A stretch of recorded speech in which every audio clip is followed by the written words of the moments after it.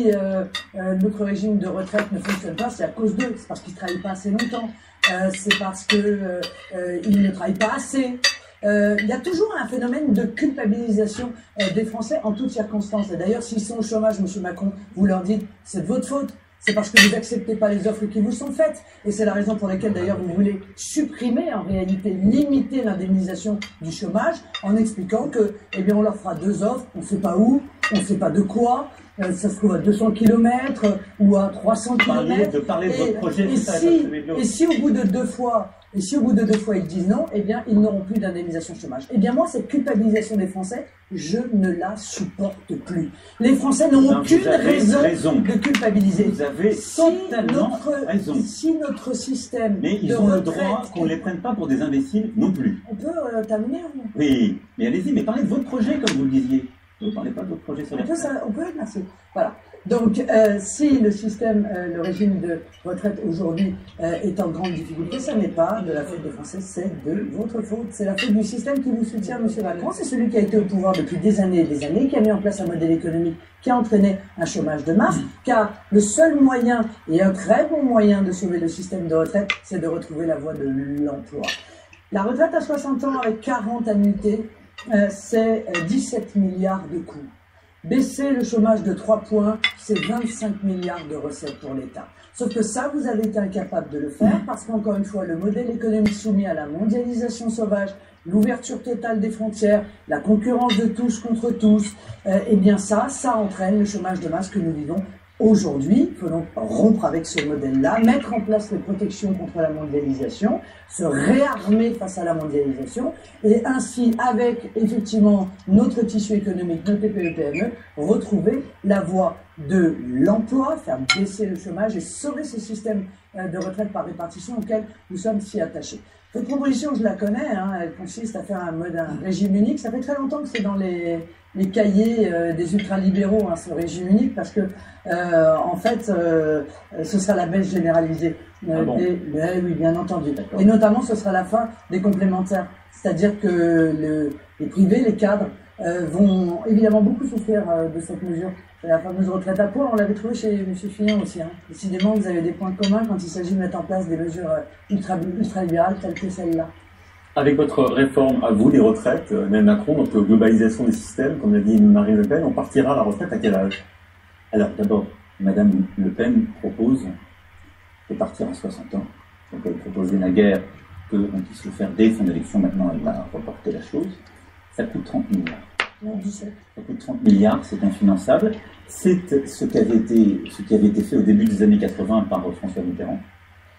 Et à une époque où l'espérance de vie était de 10 ans inférieure à celle d'aujourd'hui. Donc, à la fin des fins, vous savez, il n'y a pas de finance magique. Les retraites, moi je propose de garder un système par répartition. Ce sont les actifs qui payent les retraites des retraités. Et donc, quand on fait une mesure comme Madame Le Pen, soit on va augmenter les cotisations, soit on va baisser les pensions. Mais on ne peut pas expliquer aux gens, on va vous payer pour tout le monde la retraite à 60 ans, y compris pour des gens qui sont derrière un bureau, qui n'ont pas de pénibilité forcément comme les autres, qui ont commencé à 25, 28 ans, parce qu'on commence plus tard la carrière. Vous leur dites à 60 ans. Bon, très bien, c'est très généreux, c'est peut-être tout à fait louable, mais vous n'expliquez pas comment vous le financez. Et dans toutes les hypothèses, il y a évidemment que la baisse du chômage est prise en compte. Mais vous n'avez pas non plus expliqué comment vous allez baisser le chômage. On l'a dit tout à l'heure, vous ne proposez rien. Donc, moi je le dis simplement, la réforme des retraites de Mme Le Pen, c'est ou l'augmentation des cotisations ou la baisse des pensions. Moi, ce que je propose, c'est de garder un système, mais de le faire, d'avoir un système juste. Je ne propose pas du tout de toucher aux complémentaires ou ne mentez pas aux gens. C'est ça. Non, c'est déjà un régime sur la base qui soit le même pour tout le monde. Il y a 37 régimes de base qui sont différents. Ça n'est plus acceptable. Et nos concitoyens ne le comprennent plus, ne l'acceptent plus. Un artisan, un commerçant, il ne comprend plus. Un agriculteur qui est à la MSA, il n'accepte plus aujourd'hui d'avoir le système général à côté de lui, d'avoir les régimes spéciaux qui sont beaucoup plus avantageux. Et l'âge de départ sera le même pour tous. Et donc, je ne change pas, pour le quinquennat à venir, l'année de départ. Je ne change pas le niveau de cotisation. Je ne change rien. Et toutes celles et ceux qui sont à 5 ans du départ, je ne change rien pour après. Je mets en place un système qui montera progressivement en charge.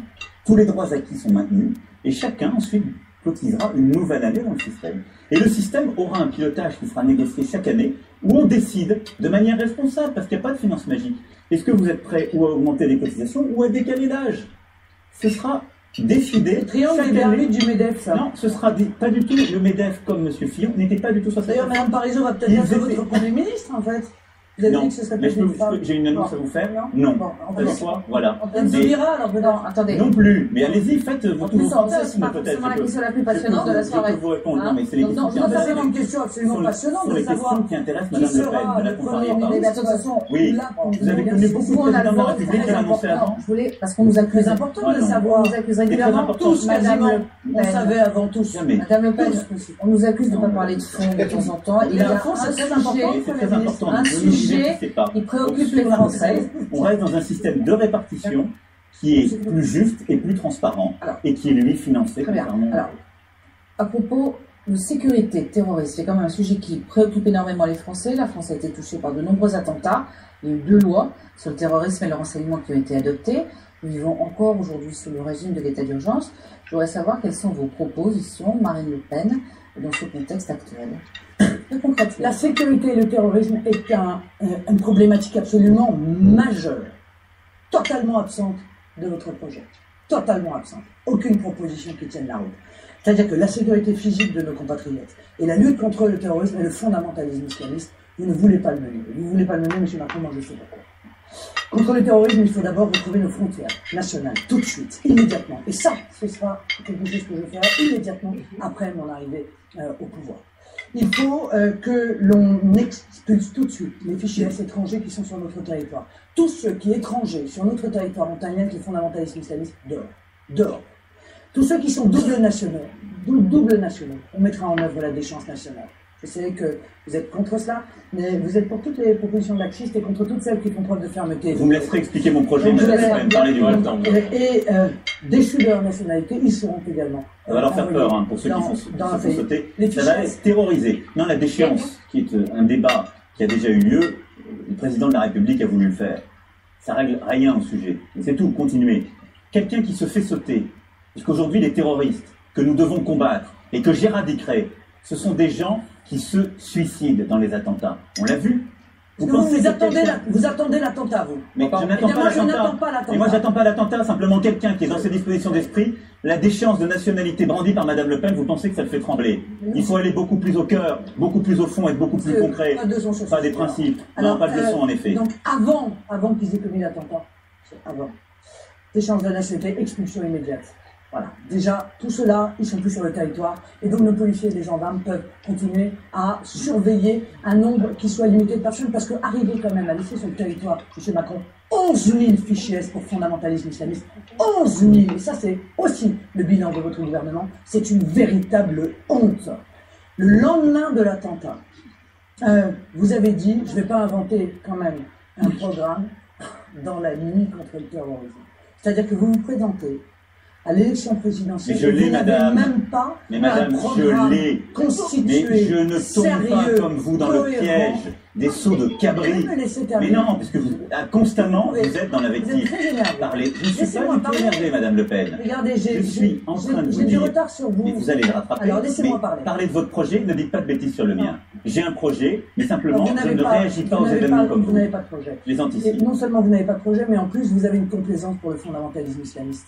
C'est ça peut-être le problème. Développez vos propositions, Parce je que vous moi je répondrai. pense qu'il faut Il y en aussi a pas, vous voyez s'attaquer. bien.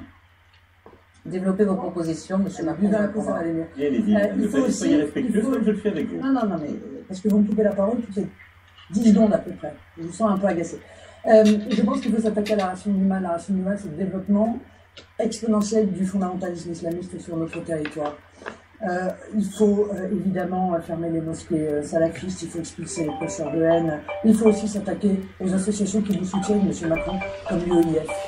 L'UOIF, c'est l'Union des organisations islamistes de France. Non, c'est l'Union des organisations islamistes de France. Car en réalité, c'est une association islamiste qui défend le fondamentalisme islamiste, qui soutient M. Macron, qui a invité à chacun de ses congrès, vous entendez, à chacun de ses congrès, des gens qui sont venus exprimer leur haine des juifs, leur haine des homosexuels, leur haine des mécréants, et qui tiennent systématiquement des discours de haine. Monsieur Annie Ramadan, qui justifie la lapidation des femmes, il vous a soutenu aussi. Et quand on vous a dit, quand on vous a dit, Parlez de Monsieur votre projet. Non, Avec monsieur votre Macron, projet. c'est important que les Français sachent. Et là, je vais vous répondre. C'est Alors, important. poursuivez sur votre Et projet. il va lorsqu'on vous vous a répondre. dit, monsieur Macron, mais vous acceptez le soutien de l'UEF, vous avez dit oui, ça ne pose pas de problème. Donc tous les gens qu'ils ont reçus dans leur congrès et qui tiennent des propos qui sont des véritables appels au meurtre, eh bien, n'ont pas l'air de vous déranger. Eh bien, ça, je pense que c'est très révélateur et extrêmement problématique. Donc, il faut s'attaquer à l'intégralité de ces associations qui sont en réalité les faunées du salafisme, les faunées des frères musulmans. Il faut arrêter les financements étrangers de la part de pays que M. Macron connaît bien, le Qatar, l'Arabie Saoudite, puisque vous aviez fait, à l'époque, vous aviez maintenu des exonérations fiscales pour les investissements de ces pays en France. Vous avez d'ailleurs, je crois, votre gouvernement a accordé une récompense républicaine dernièrement à un de ses responsables. Voilà. Il faut éradiquer l'idéologie du fondamentalisme islamiste dans notre pays et vous ne le ferez pas. Vous ne le ferez pas parce que vous êtes soumis à eux, M. Macron, parce qu'ils vous tiennent. Voilà, c'est aussi simple que cela. C'est malheureux à dire, c'est terrifiant car ça peut avoir des conséquences extrêmement lourdes sur les Français, mais on l'a vu avec l'affaire Saoud. Clairement, vous avez été mis devant le chantage. Soit vous gardiez M. Saoud, qui est un radical islamiste, soit l'UEF appelait à vous faire battre. Et vous avez préféré conserver ce soutien plutôt que de prendre le risque d'exprimer votre condamnation la plus formelle de ces dérives, qui sont des dérives extrêmement lourdes, qui font des morts sur notre territoire, qui ont commis des attentats multiples, et contre lesquels aujourd'hui rien de sérieux en réalité n'a été fait. Parce que les lois, soi-disant pour la sécurité, les lois renseignement... Vous n'avez pas voté, hein, que vos... Mais pourquoi Ils n'ont pas été votés par vos députés à l'Assemblée. Et pourquoi je l'assume Comme le PNR au Parlement. Totalement. C'est du bidon total. Il s'agissait de surveiller tout le monde pour ne pas avoir précisément à surveiller ceux dont nous savons, puisqu'ils sont fichés S, qu'ils représentent un danger. Et puis au-delà de ça, pardon, il y a le laxisme judiciaire, et qui fait que l'explosion de l'insécurité que j'appelle quotidienne est aujourd'hui un poids insupportable, non seulement dans les villes, mais également dans les campagnes. Alors il faut que les peines soient prononcées, il faut que les peines prononcées soient appliquées, il faut créer non pas 15 000 mais 40 000 places de prison, Monsieur Macron, et puis pour libérer un certain nombre de places tout de suite, il faut passer des accords bilatéraux avec les pays dont sont issus les étrangers qui sont incarcérés dans notre pays pour qu'ils aillent faire leur peine dans leur pays d'origine. Voilà un plan avec la remise en œuvre du renseignement qui est un plan absolument complet pour lutter en même temps contre la délinquance et le terrorisme, étant entendu qu'il ne vous a pas échappé, les deux en réalité sont aujourd'hui systématiquement liés, c'est ce qu'on appelle l'hybridation. Alors, à vous de répondre, Madame Macron. Le terrorisme et la menace terroriste, c'est la priorité des prochaines années. La priorité. Je veux être président de la République française, donc je veux être chef des armées et en charge de cette sécurité. Donc ce sera ma priorité. Cela suppose de renforcer les moyens de police et d'avoir une action en effet avant que les attentats n'interviennent. Et donc, sur les fichiers S, ce sont des fichiers de renseignement. En la matière, je suis pour renforcer les mesures, y compris les mesures qui peuvent être privatives de liberté, sur les fichiers S liés à des activités. Mais les professionnels vous le disent, ce sont des fichiers de renseignement avec, si vous croisez un djihadiste, vous pouvez être fichier S. Donc, tous les mettre en prison ou tous les mettre hors des frontières n'aurait pas de sens. Au demeurant, je rappelle qu'il n'y a qu'un quart des terroristes depuis 2012. Non, la mesure générale, non, puisqu'elle ne permettrait pas d'avoir une vraie réponse en matière de renseignement, ce qui est la priorité. Vous préférez les garder? Je ne vous ai pas interrompu, laissez-le dérouler. Non, j'essaie de comprendre. Donc je dis, depuis le début des attentats, un quart est fichier S. Un quart. Donc la clé, c'est d'améliorer le renseignement, de le renforcer. Tous ceux qui sont identifiés, il faut renforcer en effet les choses, et pour certains les expulser. Mais je suis sur une mesure beaucoup plus chirurgicale et pas une mesure générale comme Madame Le Pen, qui ne permettrait pas à nos forces de police de travailler. Je veux reconstituer les forces de renseignement. Le renseignement territorial a été démantelé. Il faut aller beaucoup plus loin sur le territoire. On l'a encore vu à La Réunion l'autre jour. Tous nos territoires sont touchés par la menace terroriste. Donc l'effort de renseignement doit être fait sur le territoire et partout, avec un lien renforcé sur le renseignement cyber, c'est-à-dire sur Internet. Et pour coordonner cela au mieux, pour prévenir plutôt que guérir, je créerai une task force, une cellule auprès du président de la République et pas une agence comme vous le proposez